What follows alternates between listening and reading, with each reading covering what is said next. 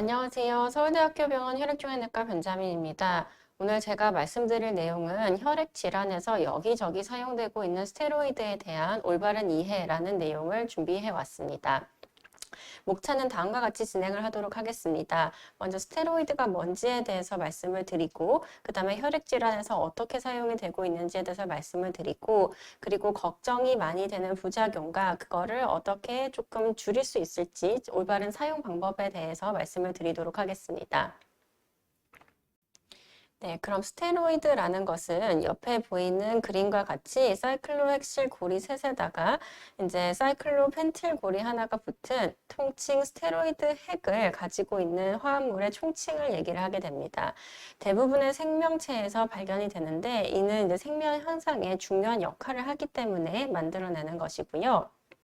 네, 그럼 스테로이드의 종류에 대해서 말씀을 드리도록 하겠습니다. 스테로이드는 크게 코르티코스테로이드, 그 다음에 아나볼릭 스테로이드, 성호르몬으로 세 개로 나눌 수가 있고, 우리가 이제 흔히 얘기하는 도핑이나 안 좋은 스테로이드라고 얘기를 하는 것은 주로 아나볼릭 스테로이드를 얘기를 하게 되고, 통상적으로 치료 목적으로 사용을 하는 스테로이드는 코르티코스테로이드입니다.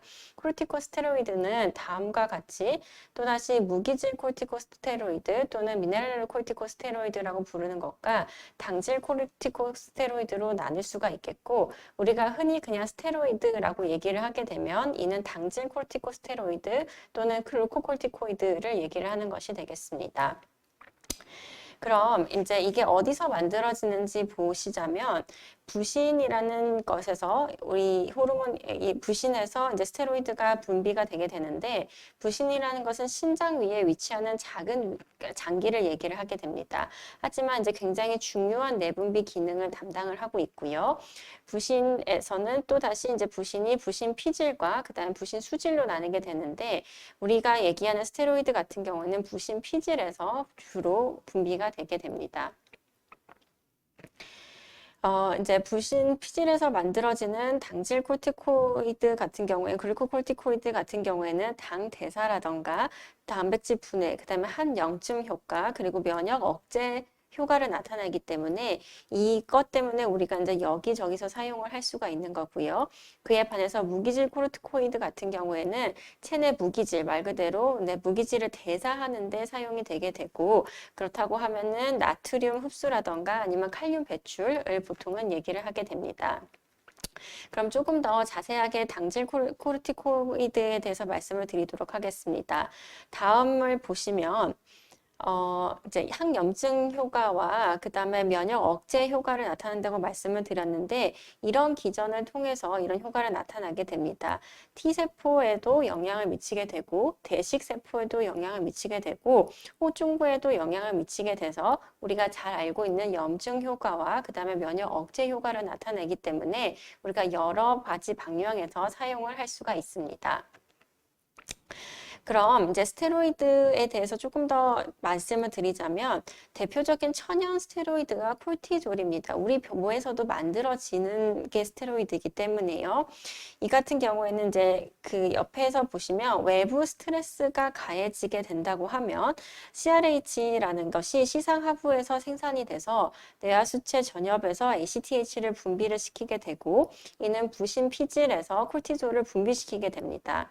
콜티졸은 옆에서 보이는 그래프와 같이 수면 주기가 정상인 사람에서는 이른 아침에 분비가 가장 증가해서 늦은 오후에 가장 감소를 하고, 그 기저치는 보통 10에서 30ml 정도가 분비가 되지만, 스트레스 상황인 경우 뭐 감염이 심하게 있다거나 등등의 스트레스 상황인 경우에는 최대 10배까지 분비가 될 수도 있다고 얘기를 합니다. 그렇기 때문에 스테로이드가 우리 몸에서 이미 존재를 하고 있고 상당히 중요한 역할을 하고 있다는 것을 말씀을 드립니다. 이제 그 스테로이드 같은 경우에는 방금 말씀드린 천연 스테로이드인 콜티졸 외에도 여러 가지 스테로이드 종류가 있는데, 종류가 많아진 이유는 의학적으로 사용할 때 그 효과를 높이고 부작용을 줄이기 위함입니다. 천연 스테로이드가 아무래도 신체 내에서 작용 시간이 짧고, 그에 반해서 이제 글루코콜티코이드 효과가 크지 않아서 임상적으로 만약에 이것을 사용하게 된다면 자주 투약을 해야 되고 그에 따른 부작용이 심화가 될 수 있기 때문에 이것을 조금 더 분자 구조를 변형해서 합성 스테로이드라는 걸 만들게 되었고요. 그 합성 스테로이드의 종류가 프레드니손이나 우리가 잘 알고 있는 솔론도라는 약이죠. 프레드니솔론이나 프레드니손, 메틸프레드니솔론, 그 다음에 조금 더 나아간 덱사메타존 등이 있습니다. 이 표에서 보시듯이 프레드니손이나 프레드니솔론 같은 경우에는 당질 효과가 코르티졸보다 조금 더 높은 것을 볼 수가 있고, 그리고 이제 덱사메타존 같은 경우에는 그에 비해서 조금 더 강하고 장기간 그 효과가 나타나는 것을 보실 수가 있습니다. 그럼 여태까지는 스테로이드에 대해서 말씀을 드렸는데요. 이제 본격적으로 혈액질환에서 이게 어떻게 사용이 되는지에 대해서 말씀을 드리도록 하겠습니다. 근데 이전에 그러면은 어떻게 사용이 되는지 알려면 혈액질환이 어떤 식으로 짜져 있는지를 알아야 되기 때문에 혈액질환의 개요에 대해서 잠깐만 다루고 넘어가도록 하겠습니다. 우리가 헤마톨로지 또는 혈액이라고 얘기를 할 때는 혈액 및 조혈기관, 태아의 간이라던가 이제 몸에서 골수, 비장, 림프절을 전부 다 포함한 조혈기관과 그에 관련된 여러 가지 생리와 병리 현상에 대한 학문이라고 얘기를 하고요. 병으로 따지고 보면 비악성 혈액질환, 그러니까 암이 아닌 혈액질환과 악성 혈액질환, 혈액암 두 가지로 나눌 수가 있습니다. 비악성 혈액질환을 보시게 되면 우리가 혈액이라고 할 때는 흔히 적혈구라고 해서 이제 쉽게 얘기해서 빈혈 수치라고도 얘기하는 적혈구가 있겠고, 그 다음에 어디 피가 나기 시작하면은 지혈 역할을 해주는 혈소판, 그리고 면역을 담당하고 있는 백혈구가 있겠고, 그 외에도 이제 그것을 옮기는 혈장과 혈관을 우리가 얘기를 할 때 이제 혈액이라고 얘기를 할 수가 있겠습니다. 그럼 비악성 혈액 질환 같은 경우에는 각각에서 문제가 생기는 경우를 얘기를 하게 되는 거고, 아주 특징적으로 적혈구에서 문제가 생기는 경우는 이렇게 보시는 바와 같이 나눌 수가 있겠고, 영양성 적혈구 생성 장애라고 해서 가장 흔한 철결핍성 빈혈, 그러니까 철분이 없어서 생기는 경우를 얘기를 하는 거죠. 아니면 비타민이 모자라서 생기는 거대 적혈 모구 빈혈 이런 것들이 있겠고요. 그에 반해서 조혈모 세포 이상이 있어서 진짜로 못 만들어내서 생기는 적혈구 생성 장애도 있겠습니다. 이거 중에서 가장 대표적인 게 재생불량성 빈혈이 있겠습니다.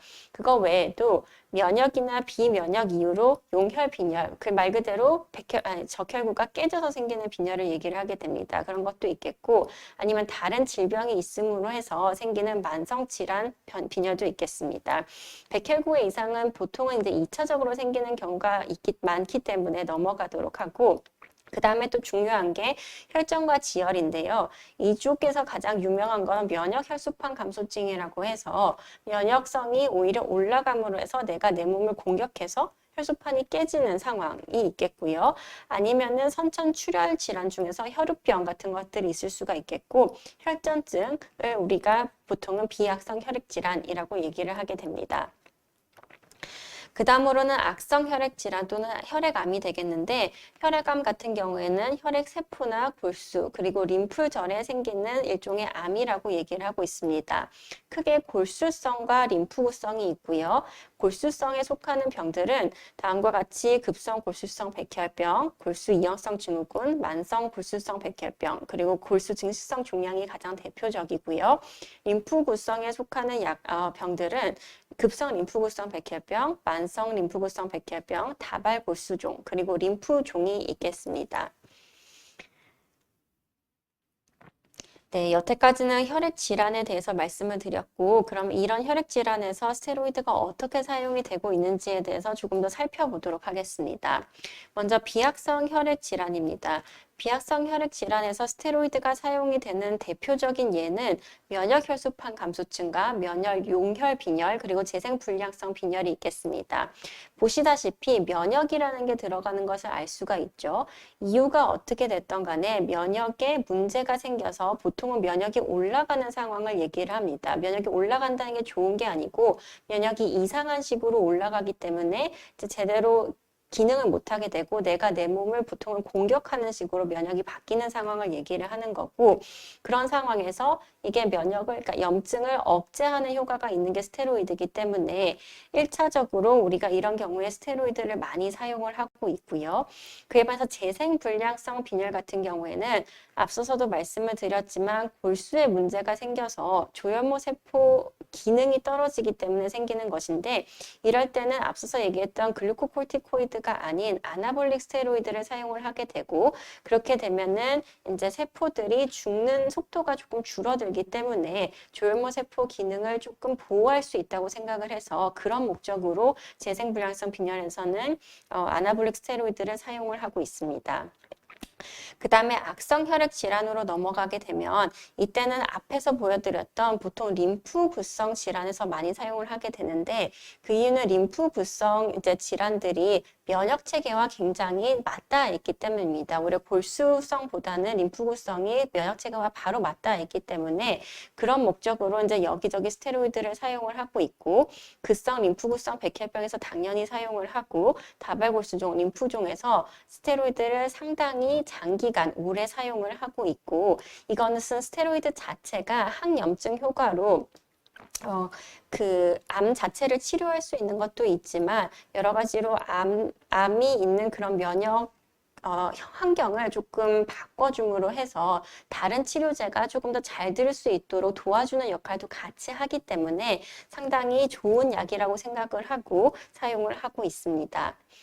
또 그 외에 스테로이드를 사용하는 경우는 잘 아시겠지만 구토 억제 효과가 있기 때문에 우리가 뭐 식사를 잘 못한다거나 항암을 하는 도중에 구토가 심하게 일어난다라고 하면 그거를 억제하기 위해서 지지요법을 위해서 사용을 하고 있고요.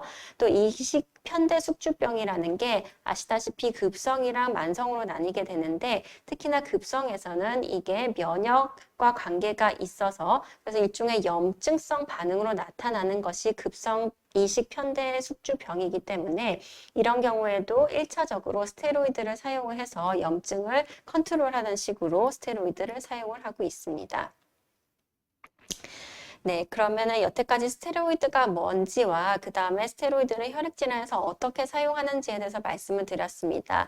이제는 그럼 이렇게 여러 군데서 사용하고 있는 스테로이드의 부작용에 대해서 말씀을 드리도록 하겠습니다. 크게 이제 부작용을 보면은 이렇습니다. 표로 보면은 우리가 이 표 같은 경우에는 사용을 얼마나 했냐에 따라서 어떤 부작용이 나타날 수 있는지에 대해서 보여주는 표이고, 당연히 많이 사용할수록 부작용이 조금 더 많이 나타날 수가 있습니다. 이거를 이제 장기별로 조금 더 자세히 말씀을 드리도록 하겠습니다. 먼저 눈인데요. 눈 같은 경우에는 이제 백내장, 논내장이 잘 생길 수가 있는데, 백내장의 경우 수정체 피막하 아니면 피질 백내장의 위험이 증가할 수 있다고 알려져 있습니다. 하지만 10mm 이하에서는 장기간을 사용해도 발생률이 그렇게 높지 않다고, 한 10% 내외라고 알려져 있어서 크게 걱정을 하지 않으셔도 될 것 같습니다.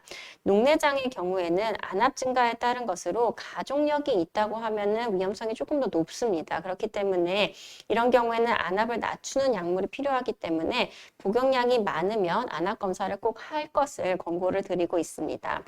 면역 같은 경우에는 이제 이게 면역이 조금 떨어질 수가 있기 때문에 기회 감염이 증가하게 되는데, 이 같은 경우에는 치료 기간과 그 다음에 그 스테로이드 사용량에 비례를 하기 때문에 치료를 오래 한다거나 아니면 양이 많다고 하면은 우리가 예방 목적으로 같이 치료를 하고 있기 때문에 이 부분도 이제 같이 잘 대처를 하면 되는 부분이라고 생각을 하고 있습니다.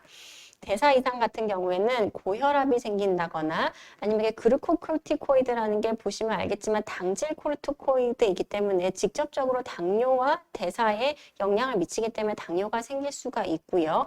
고지혈증, 비만, 부신피질 기능 장애 등을 일으킬 수가 있습니다. 특히나 혈압 같은 경우에는 무기질 코르티코이드의 이제 나트륨이나 칼륨 대사 등과 관련해서 부종이나 아니면 체중 증가 그리고 혈압을 올릴 수가 있는데, 직접적으로 신장 기능과는 관련이 있는 것은 아니기 때문에 그 부분은 걱정하지 않으셔도 될 것 같습니다. 그리고 마지막으로는 위장관에서 궤양이 조금 생길 수가 있기 때문에 장기간 사용을 한다고 하면 그 장기간 사용을 함으로 하면서 만약에 속이 쓰리다거나 아니면 배가 아픈 증상이 있다고 하면 이 부분은 잘 생각을 해서 대처를 해야 되는 부분입니다. 또 스테로이드가 콜라겐의 생성을 막기 때문에 피부가 약해지고 상처 회복이 지연이 될 수가 있습니다. 또 외형적으로는 지방의 재분포를 일으키기 때문에 이렇게 보름달 얼굴이 된다거나 아니면 뒤쪽에 험프가 생긴다거나 이런 식으로 외형적으로 가장 스트레스를 많이 일으킬 수가 있는데 이 부분은 그렇기 때문에 스테로이드를 적당한 시점에 적당하게 사용을 함으로 해서 그 부작용을 줄이는 식으로 대처하는 것이 필요하고요. 정신과적으로는 우울하다는 분들도 계시지만 오히려 행복감이 굉장히 올라가는 분들도 계시고 불안이라던가 기억장애, 인지장애가 일어날 수도 있고 보통 이렇게 장기간 오래 사용을 하게 된다고 하면 불면증을 호소하는 분들도 계십니다. 마지막으로 근골격계에서는 골다공증을 이제 걱정을 하게 되는데 초기 3개월의 골밀도가 빠르게 감소하기 때문에 이때 적극적으로 예방을 해야 되고 이런 경우에 예방이 가능합니다. 그에 반해서 골괴사 같은 경우에는 예방이 어렵기 때문에 조기 진단이 중요하고요. 엉덩이와 무릎 쪽에 지속적으로 통증이 있다고 하면 골괴사가 아닌지 의심을 하고 뼈 스캔이라던가 MRI 같은 거를 찍어서 초기 진단을 한 것이 필요하겠고 평소에도 그렇기 때문에 체중 부하를 줄이기 위해서 체중을 관리하는 것을 권고하고 있습니다. 네, 그러면은 이렇게 뭐 부작용이 많기 때문에 걱정이 많으실 것 같은데 스테로이드의 올바른 사용 방법에 대해서 마지막으로 말씀을 드리도록 하겠습니다. 우리 몸에서 만들어지는 콜티졸이 하루에서 10에서 30ml라고 말씀을 드렸습니다. 이것을 이제 프레드니솔론 기준으로 바꿔보면은 10ml 정도 되거든요. 그렇기 때문에 우리가 저용량을 사용한다라고 얘기를 할 때는 보통은 솔론도 기준으로 10ml 이하를 사용할 때를 얘기를 하는 거고요. 그에 반해서 고용량을 사용한다라고 하면은 하루에 30에서 40ml가 넘어가는 경우를 얘기를 하게 됩니다. 그래서 이제 올바른 스테로이드 사용 방법을 크게 세 가지로 나눠서 말씀을 드리자면 첫 번째는 저용량을 장기 투약하는 경우가 있겠습니다. 이런 경우에는 첫 번째로 스테로이드 효과가 확실한 경우에 한해서 사용을 해야 되겠죠. 그리고 인정된 용량과 기간을 지켜서 꼭 사용을 해야 되고요. 그리고 이제 사용하는 방법으로서는 가능하면 경구제로 하루에 한 번 오전에 투약하는 것이 좋습니다. 그 이유가 이제 아까 보여드렸던 하루에 콜티졸이 어떻게 움직이는지와 관련이 있고 이렇게 오전에 투약해야지만이 부신 기능을 유지를 할 수가 있기 때문에 그렇게 권고를 드리고요. 다만 지속적인 효과를 하루 종일 누려야 되는 경우라고 하면 이런 경우에는 하루에 3번으로 나누어 가지고 그 효과를 계속 나타낼 수 있도록 치료를 할 수가 있겠습니다. 두 번째는 이제 고용량을 단기 투약하는 경우인데요. 이런 경우는 아주 많지는 않습니다. 응급한 상황에서만 사용을 하게 되고 이럴 때는 이제 사용해야 되는 원인과 더불어서 1차 치료와 함께 사용을 해야 되고요. 그리고 이제 뭐 기본적으로 고용량을 장기 투약하는 것은 원치는 않기 때문에 기대하는 효과를 얻지 못한다고 하면 지속을 하는 것을 금하고 있는 상황입니다. 마지막으로 이제 고용량을 장기 투약할 때인데 우리가 장기 투약을 한다라고 얘기를 하면 4주 이상 투약을 하는 것을 얘기를 하게 되고요. 이렇게 사용을 하게 되는 경우에는 기대 효과랑 부작용을 당연히 심도 있게 대화를 하고 충분히 검토를 하고 나서 사용을 해야 되겠습니다. 만약에 장기간 사용을 하게 된다고 하면 투약 전에 혈압이라던가 부종 그리고 심부전, 골다공증의 위험인자 다른 약제를 먹고 있는 거, 소화기성 궤양이라던가 녹내장, 그리고 이제 혈중 지질 상태라던가 당뇨를 미리 확인을 하고 스테로이드를 사용하는 게 좋겠고요. 3개월 간격으로 체중과 혈압을 확인을 하고 6개월 간격으로 혈액 검사를 해서 혈당이라던가 전해질 그리고 지질이 어떻게 바뀌고 있는지를 확인을 해야 되겠고 1년 간격으로는 안과 검사를 하는 것을 권고를 하고 있습니다. 또 이제 부작용을 줄이기 위한 식이요법이 있는데 이게 이제 아까도 말씀을 드렸지만 초반 3개월에 가장 빠르게 골다공증이 생길 수가 있기 때문에 위험군이라고 생각이 된다고 하면 비타민 D와 칼슘을 같이 보충하는 것을 권고를 해드리고 있고 그리고 콜라겐이 생성이 잘 안 되기 때문에 상성 치유가 잘 안 될 수도 있다고 말씀을 드렸잖아요. 그렇기 때문에 비타민 C도 같이 투약을 하는 게 도움이 됩니다.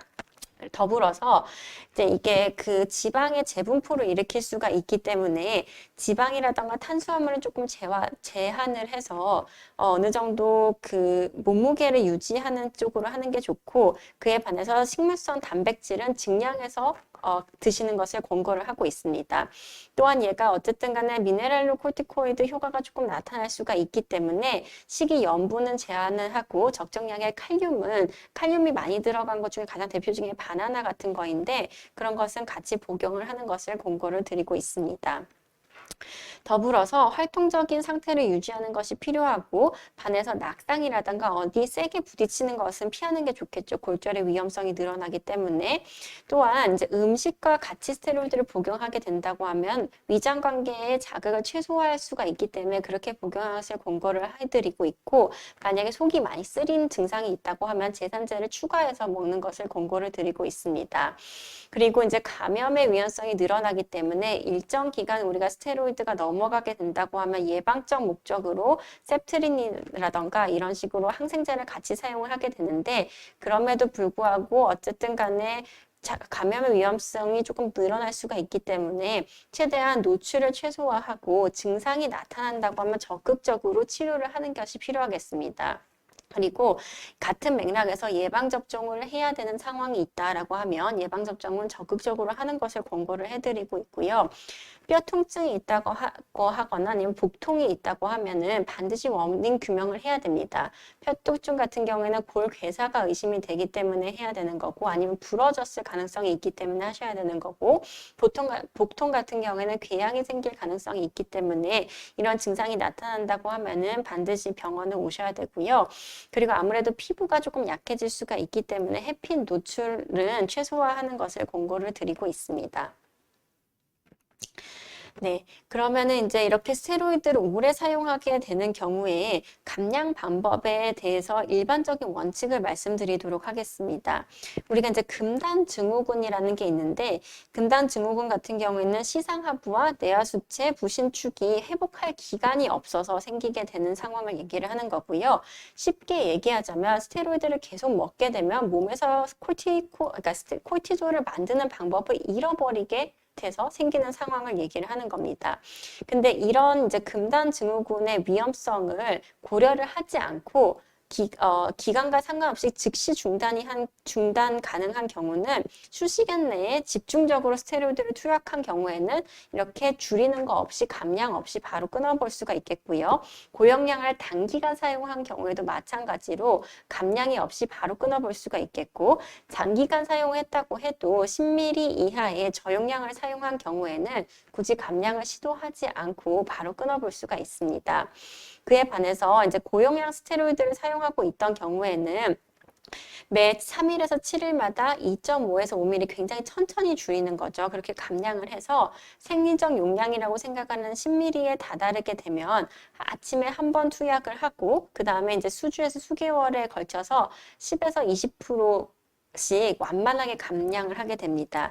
여기서 이제 가장 흔하게 사용하는 방법이 매일 투약해서 격일제로 전환을 해서 서서히 이제 감량을 하는 것을 시도를 해볼 수가 있는데, 스테로이드를 줄이면서 우리가 이제 걱정하는 부분은 금단 증후군도 있기는 하지만 스테로이드 때문에 조절이 되던 증상이 재악화가 되는 경우를 걱정을 많이 하거든요.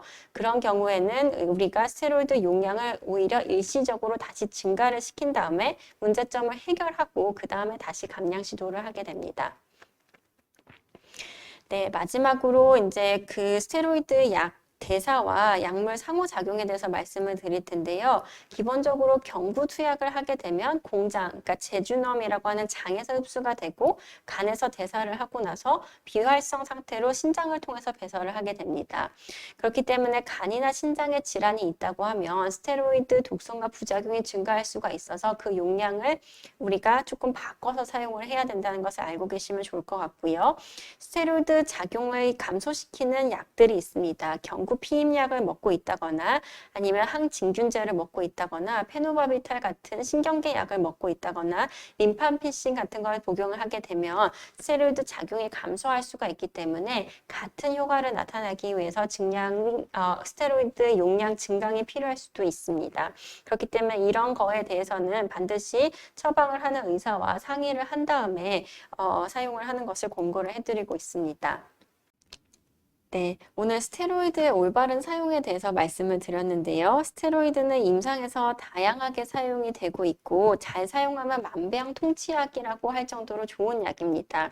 하지만 잘못 사용하면 모든 약이 그렇듯이 독이 될 수가 있기 때문에 주치의 선생님과 충분한 상담을 하고 사용하시기를 바랍니다. 그리고 이제 앞서서도 말씀을 드렸지만은 질환에 따라서 적절한 제형이라던가 아니면 성분 그리고 사용량, 기간이 서로 다르기 때문에 반드시 주치의 선생님과 꼭 상담을 하고 잘 사용을 해서 효과는 극대화하는 반면 부작용은 최소화하는 전략으로 사용을 하시기를 바랍니다. 경청해 주셔서 감사합니다.